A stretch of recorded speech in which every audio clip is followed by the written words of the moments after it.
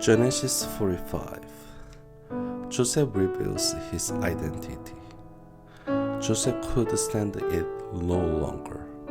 There were many people in the room, and he said to his attendants, "Out all of you."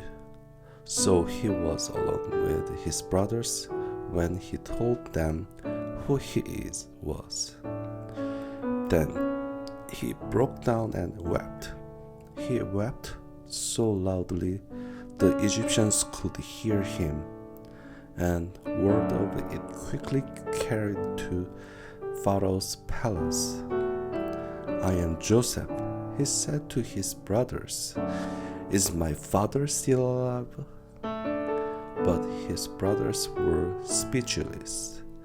They were stunned to realize that Joseph was standing there in front of them. "Please come closer," he said to them. So they came closer, and he said again, "I am Joseph, your brother, whom you sold into slavery in Egypt. But don't be upset, and don't be angry with yourselves for selling me to this place. It was God who sent me here ahead of you to preserve your lives. But famine that has ravaged the land for 2 years will last 5 more years, and there will be neither plowing nor harvesting. God has sent me ahead of you to keep you and your families alive and to preserve many survivors. So it was God who sent me here, not you, and He is the one who made me an advisor to Pharaoh, the manager of his entire palace and governor of all Egypt. Now hurry back to my father and tell him, this is what your son Joseph says. God has made me master over all the land of Egypt. So come down to me immediately.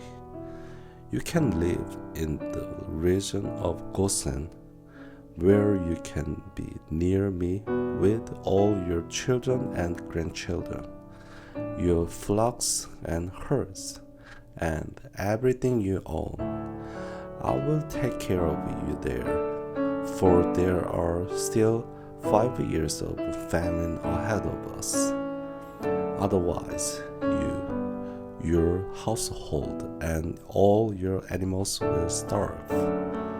Then Joseph added, "Look, you can see for yourselves, and so can my brother Benjamin, that I really am Joseph.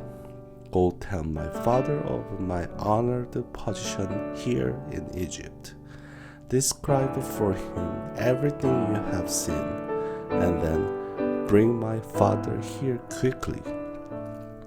Weeping with joy, he embraced Benjamin, and Benjamin did the same. Then Joseph kissed each of his brothers and wept over them, and after that they began talking freely with him. Pharaoh invites Jacob to Egypt. The news soon reached Pharaoh's palace. Joseph's brothers have arrived. Pharaoh and his officials were all delighted to hear this. Pharaoh said to Joseph, "Tell your brothers, this is what you must do. Load your pack animals and hurry back to the land of Canaan. Then get your father and all your families and return here to me. I will give you the very best land in Egypt, and you will eat from the best that the land produced."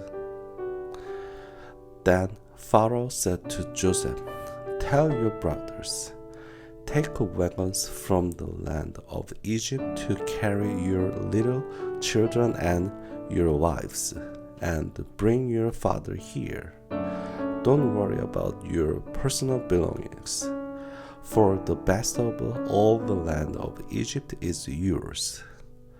So the sons of Jacob did as they were told.